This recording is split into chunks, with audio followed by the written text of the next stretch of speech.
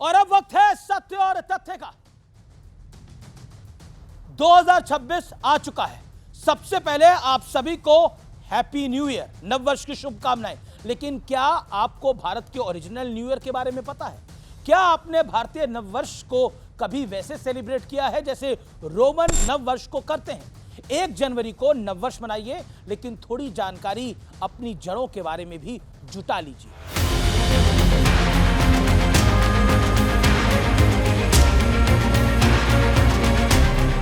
सत्य और तथ्य में आज बात होगी विरासतों को रिविजिट करने वाले रेजोल्यूशन की। यह रेजोल्यूशन इसलिए जरूरी है क्योंकि जड़वहीन पेड़ या तो गिर जाते हैं या सूख कर मर जाते हैं अथवा समाप्त हो जाते हैं। क्या आपके जहन में कभी यह बात आई है कि हम 1 जनवरी को ही नया वर्ष क्यों मनाते हैं? यह कैसे तय हुआ कि जनवरी के महीने को फर्स्ट मंथ कंसिडर किया जाएगा? आपको रोमन और हिंदू कैलेंडर के बीच क्या कनेक्शन है, इसकी जानकारी अगर नहीं है तो आपको मेरी यह बात बहुत ध्यान से सुननी चाहिए, समझनी चाहिए और आगे फैलानी भी चाहिए। जनवरी का महीना रोमन देवता जानूस के नाम पर है।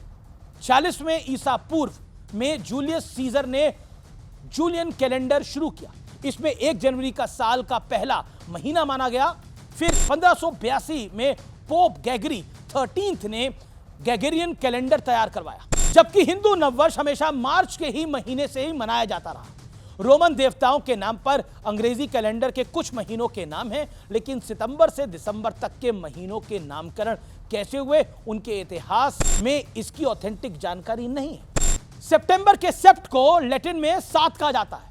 हिंदू कैलेंडर में सितंबर हमेशा से 7वां महीना रहा है और इसी में जो अंबर जुड़ा है, अब उसके मायने भी जान लीजिए।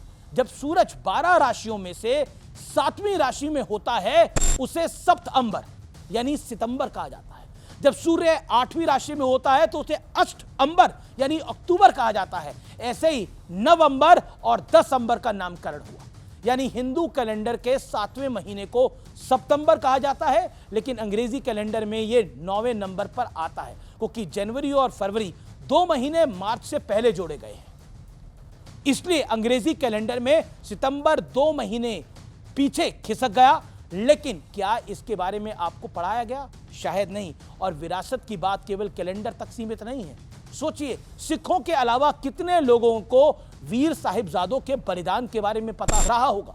हैलोवीन पर भूत पिशाच वाले गेटअप को कूल समझने वाले कितने लोग जन्माष्टमी पर श्री कृष्ण की तरह पीले वस्त्र धारण करते हैं, अपने बच्चों को कृष्ण और राधा बनाते हैं? 14 फरवरी को सेंट वैलेंटाइन की याद में प्रेम दिवस मनाने वालों में से कितने लोगों को याद है 2019 में 14 फरवरी को पुलवामा बम धमाके में 40 जवान शहीद हुए थे?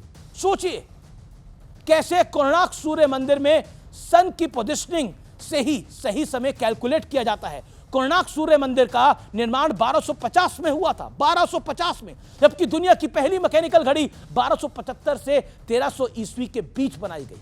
भारत में ग्रहों की गणना वैदिक काल से लगभग 1200 ईसा पूर्व से होती आ रही है, यानी 3425 साल पहले, जबकि ग्रहों की पहली वैज्ञानिक थ्योरी इसके 1000 साल बाद आई और सोलर सिस्टम का सही मॉडल 1800 साल बाद मान्य हुआ।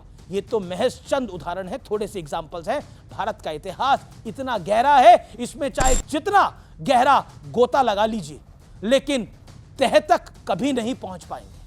हालांकि सत्य और तथ्य यह है कि बीते 1 दशक में अपनी विरासत के प्रति भारतीयों की जागरूकता थोड़ी बढ़ी है, लेकिन पूरी नहीं तो सोचिए, क्या 11 साल पहले क्या भजन क्लबिंग की बारे में आप सुना करते थे?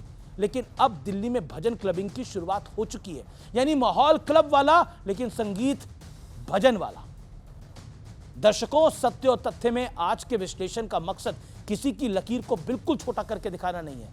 इसका मकसद अवेयरनेस पैदा करना है, फैलाना है, साथ ही ये संदेश देना है कि अपनी विरासत पे गर्व करो, क्योंकि आपका संबंध भारत की भूमि से है। और कहते हैं ना, वो पेड़ ज्यादा फलदायक होता है जिसकी जड़ें बहुत गहरी होती हैं, वो बिल्डिंग ज्यादा ऊंची जाती है जिसकी नींव मजबूत होती है। अपनी नींव को बहुत मजबूत रखिए, क्योंकि अगर आपको जीवन में आगे बढ़ना है, किसी भी प्रोफेशन में आगे बढ़ना है, आपकी जड़ बहुत मजबूत होनी चाहिए। और कहते हैं ना, जिसकी जड़ें मजबूत होती है वो बहुत बड़ा जाता है, बहुत लंबा जाता है।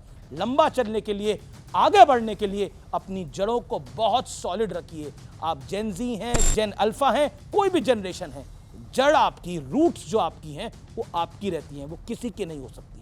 फिलहाल आज की स्पेशल ब्रॉडकास्ट को यही समाप्त करता हूं। आपको मेरा नमस्कार, धन्यवाद। देखते रहिए न्यूज़ 18।